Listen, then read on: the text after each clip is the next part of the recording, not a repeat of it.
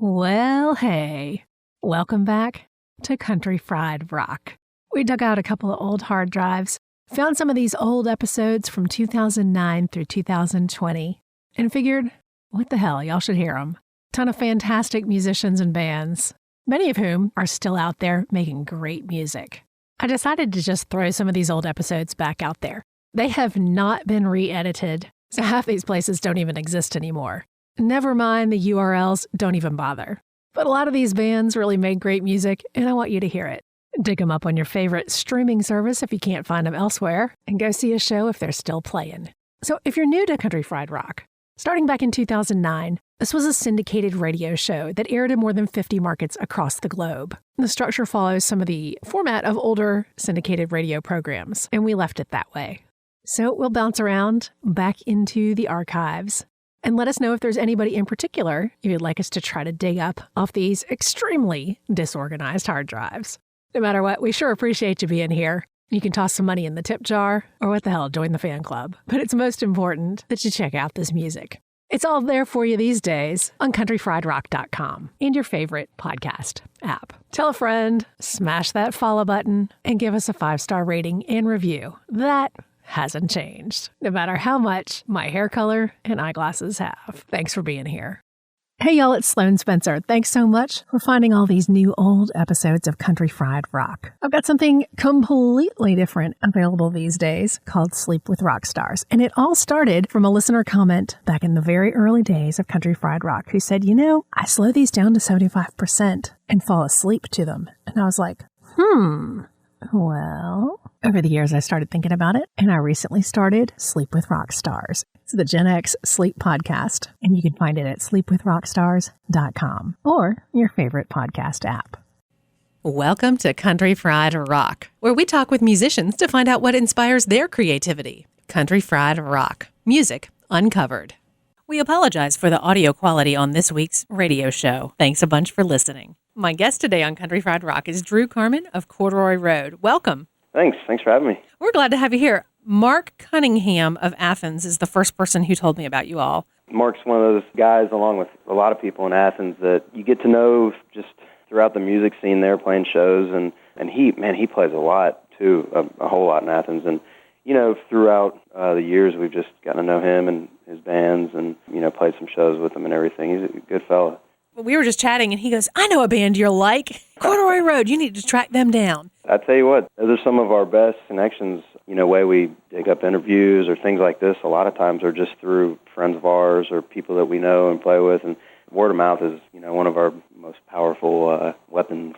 How is that working for you all now that social media has become, ubiquitous? The social media can be a great thing, obviously, and then can sometimes be somewhat of a distraction at times, too. And I guess in a good way, of course, people being able to follow you and follow what you're doing all the time is so important. Mm-hmm. And, now a fellow that helps us out, Andy Whitehead, he helps us out with some tour management. Every once in a while he'll come on the road with us, but he also helps link in all of our various social media outlets and things. And, of course, I had no idea, when he kind of set all this stuff up that I could take a picture with my phone and put a caption on it, doing something on the road, and send it, and it would automatically go to everything, our Facebook, Twitter, Tumblr, website. It just shoots it all out, and I didn't know how to get all those pieces kind of linked together, among a lot of other things in social media, but he's definitely helped us out with that, and it's fun. We're on the road, and I'll post something to Facebook, and it'll shoot out to all of our other different sites. And I got to thinking about it actually one day, and let's say you have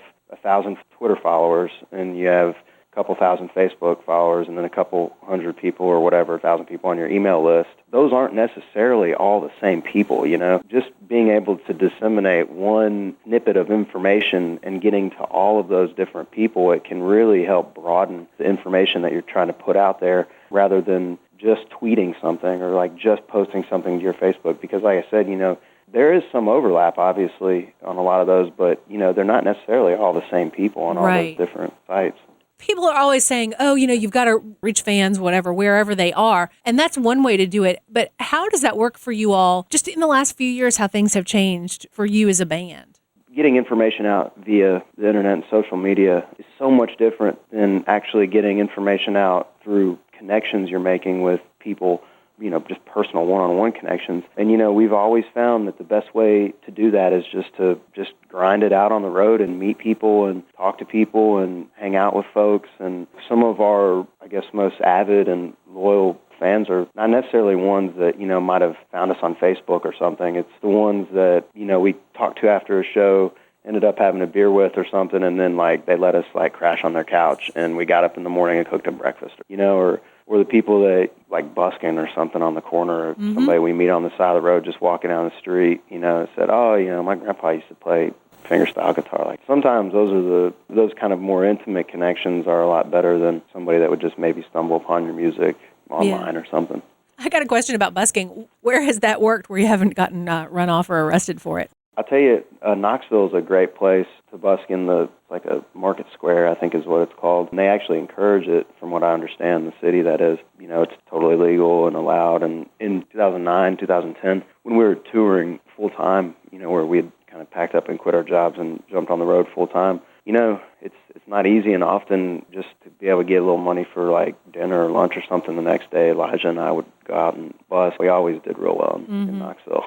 Let's back up then. How did you get started playing music way back? I really didn't play music really way back, as a kid or anything like that. I didn't really start playing any music till after I got out of college. I went to college in Wisconsin, and I'd moved back to Kentucky, where I'm from. One of my best friends growing up, Dylan Solis, he was just starting to play guitar, acoustic guitar, and I, for whatever reason, started playing this old banjo that we had at my house. I think it was my brother's or something. And I had been playing harmonica a little bit and singing with my older brother's band at the time in Kentucky for just a month or two. Yeah, just kind of picked up the banjo and started playing, and it was literally after a week, it was like a light bulb went on in my head, and I was like, wow, this is okay. I think this is something that I can continue to do, and I really like this a lot. That's cool. Put it down, And I started just trying to learn as many songs and things I can. But around that same time, I was about to move to Athens, Georgia, for graduate school. And so Dylan, we were kind of jamming a little bit, picking here and there, and I convinced him to quit his job and move to Athens with me and start a band. Which, to be honest, it really didn't take that much convincing. I think he thought it was a pretty good idea, too. So he moved down there, I don't know, maybe 6 months after I got there. And then that's when we started the Corduroy Road. And it was just a duo, at that time. And we weren't that good. We just, like I said, we had both just started playing music, really, in this kind of capacity for the first time. So, we would just hack away at some chords and, sing songs. Our harmonies matched real well together, and Dylan was a great songwriter. That's what kind of helped us out at the beginning, is that, there was more of a focus on the actual songs and songwriting than really technical musicians are really, good at our actual playing. I read this quote or heard somewhere one time that more than, 3 chords, you're just showing off. It kind of gave me a little encouragement. And actually, I'll tell you the other thing that I would always think about, and like I said, to this day, I really don't ever consider myself a very good banjo player, but I would always look out in an audience that were watching us, and I'd look on the crowd, and I said, well, there can't be but more than, a couple banjo players in this whole crowd, at most. So, I'm probably better than, 95% of the people here. So, that gave me a little bit more encouragement. Hey, this is Drew Carman from the Corduroy Road, and you're listening to Country Fried Rock. You're from Kentucky. You picked up the banjo up there. Were you learning rolling in the hay and that kind of stuff when you were very first starting?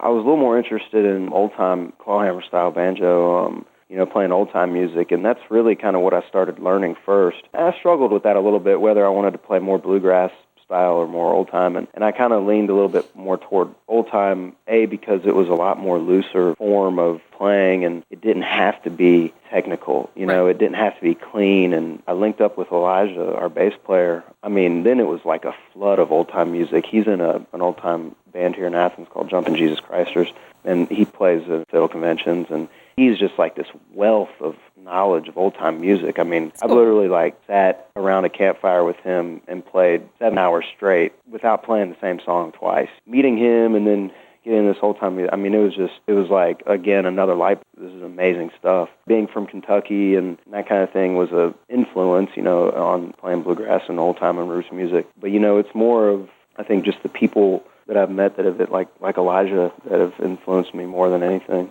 Once you got to Athens, and originally it was a duo, then you moved to a trio. How did the lifespan morph of the Corduroy Road?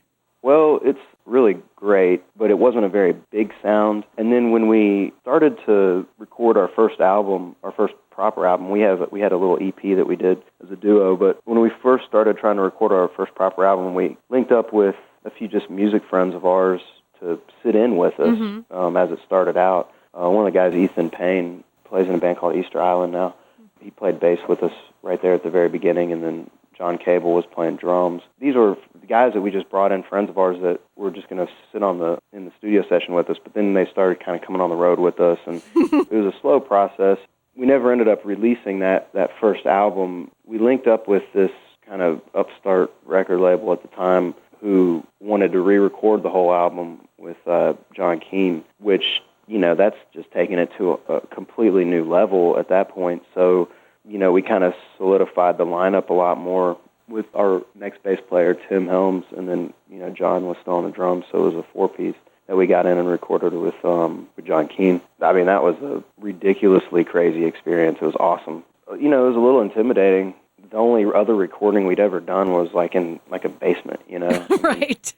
And then, we walk in and there's like records hanging on the wall, It was totally cool, though. I mean, he was great to work with, super friendly, awesome. He was real nice. He'd actually, when we had shows in town, he would sometimes come and sit in with us on pedal steel. That album, we recorded, and that was the kind of springboard that when we were getting ready to release that, we decided to go on the road full time, which isn't easy. Well, so that's pretty exciting for a first record. And as y'all decided to then spend your time on the road, how did that evolve for you all? We jumped full bore into it. We all quit our jobs. We released it in the summer, but we started in January on the road full time, so you get about 5 or 6 months of touring under our belt before the actual album release. But yeah, we just jumped full force into it and bought the van, piled in it, and hit the road. And mainly we stayed around the Southeast. We rarely did really long stretches of tours. It was more of we would leave on Monday or Tuesday afternoon and get home on Sunday, So we'd have a day or two at home every week, one day at home, and then jump back on the road again. So, with relationships we had and all that stuff, it was almost like we were traveling salesmen or something. We were home on the weekends, the weekend meaning Monday and Tuesday, and then out for the rest of the week. But in doing that, it kind of kept us pretty confined to the Southeast, which was a good and bad thing. We were able to get home and build up the markets and a following in the markets that, we were touring around to and that are close to home, but yet it was, the first time we ever got to major markets in the Northeast and Midwest, like New York or Chicago. That was just this past summer, touring since 2009. Several great musician friends of Country Fried Rock generously donated songs for a free music sampler. Download it at noisetrade.com/countryfriedrock. 19 songs to help raise awareness and money for Nucci's Space, a nonprofit serving the mental health needs of musicians in the Athens, Georgia area. Find out more about Nucci's at nuci.org. This is Drew Carman with the Corduroy Road. What changed for you all after that first record? We definitely started to see a spike in attendance and selling the record and everything, and then we it was actually an EP and a record that we released, both from the same session with Keane. And so we toured on that for a year and a half, and then we left the label that we were on at the time and decided to go out on our own. Then it was touring without a lot of other support. It got to be pretty tough, We then picked up doing our own publicity work again, and if you've ever done publicity, it's like, I would hate to be a publicist, for a band, and that's the thing. I was for a while. We were lucky that we had some contacts that we knew and some friends of ours that had worked with us before that basically were doing publicity work for free. It was this girl, Casey Bridgman, who's an intern of our first publicist. She started working with us just out of the kindness of her sweet heart. But then, calling newspapers every day, just doing that it's a grind. So picking up that work and then picking, while still doing the booking and everything, it just got to be a lot. And then also around this time, Dylan, so this is maybe about 2 years into touring full-time and about a year after we released Loves of War, Dylan decided that he needed to move on with things, and we had been discussing this for some time. He'd been putting off medical school for quite some time to tour with the band, and, we're all pushing 30 at this point, and he's kind of thinking, all right, well, I better get back into med school because, by the time he gets out of residency and everything, he's going to be in his late 30s. He needed to leave, and so he left Athens and started school, and at that point we decided to take about a 6 or 7 month break from touring and just kind of get reorganized and things, and so that's what we did. A break like that can be really good sometimes creatively. What happened for you all when you decided to get back to it? Well, it was excellent for us creatively. We picked up some new members because we had a few other members leave town, so it just didn't make sense, for them to continue playing. But we picked up some new members, Matt Dyson, who plays banjo and electric guitar for us, and Garrett Chisholm, who plays drums. Eventually we picked up Russell McCumber, who's just an extraordinary fiddle player. So it was really great. Elijah and I were doing a lot of writing, a lot of different kind of writing than Dylan and I had done in the past. It was a really good thing in that we were really excited to be back playing again. Mm-hmm. If you've ever played music and been in a band and you just stop it pretty abruptly, it's a hard thing. It's like, it's like breaking up with a girlfriend. When the band breaks up, it's tough. So getting back to it after, 7 months or however long it was just great. And we had talked about actually, changing the name of the band and doing this kind of thing, but we ultimately decided that it was just going to be in our best interest to keep the name the Corduroy Road and just continue as the Corduroy Road, not only because still essentially had some of the same members and everything, and I was still a big driving force in the band, but also we had the infrastructure set up. I mean, it's a business, and it's a website and a van, and all the, and all the social media and stuff was all set up. So it just kind of behooved us to keep that name, and we're really glad we did. It's good to continue because bands grow and they change, and they if a band doesn't change or grow, then it's they just become stagnant, and that's kind of the way we're looking at this, and we're progressing, and we're even in the newer kind of setup that we have after we started touring again. We continue to grow from when we started back again last March to now, Well, so bringing in that many new members brings in a lot of different kind of musical history, not just in what they've personally played, but in what they like. How has that impacted what you all are now creating? With Russell coming in, he really plays a lot of old-time fiddle tunes. We started playing instrumentals. We'd never done instrumentals before. A lot of that was a product of Dylan and I not really being very good technical musicians. But, with Russell coming in here, we sometimes play some fiddle tunes here and there. Matt plays really great country-style, kind of honky-tonk guitar, finger-picking blues and stuff. It's really added a lot of skill and technique to our performances and our recordings. Musically, you always, like I said, all bands, we want to change and want to grow. And I think that's definitely what we're doing. We, in a songwriting aspect too, Elijah started writing a lot of the songs, whereas in the past it was Dylan and myself mainly writing. And Elijah, his record collection's crazy. He'll go to the flea market and just start buying records and listen to them. So he comes from a lot of different musical influences that shape his kind of songwriting. But it's not only music that we listen to that shape our songwriting. I mean, it's everything that we do that shape our songwriting. Relationships we're in, or work that we have to go to, or gardens that we grow, or we do, or people we meet. Everything influences your songwriting, and it's not necessarily just about the music you listen to. This is Drew Carman with the Corduroy Road. Are you all back on the road? Yeah. Oh, yeah. When we released Two-Step Silhouette, our album we just released in June, we hit the road for a couple weeks, tour up to the Northeast, up to New York, and across to Chicago, and everywhere in between. And then right now we're just grinding it out on the weekends. We all still have our day jobs and, Monday through Thursday thing, but, we jump back on the road just about every weekend. We'll see where that goes from there. It's one of those things you just gotta keep doing it until you're comfortable in making that jump again to full time, or not. I know bands that have been around for 10, 15 years and they have their jobs and they have their band. We'll see what everything has in store for us, but we're pretty happy with touring, and then maybe taking a couple weeks off every summer and going on a longer tour. That's always a really appealing thing to look forward to every year. On this summer jaunt from the Northeast across to the Upper Midwest, what was surprisingly good about that for you all? Really, every show we played, we were really happy with the turnout, with the exception of one show.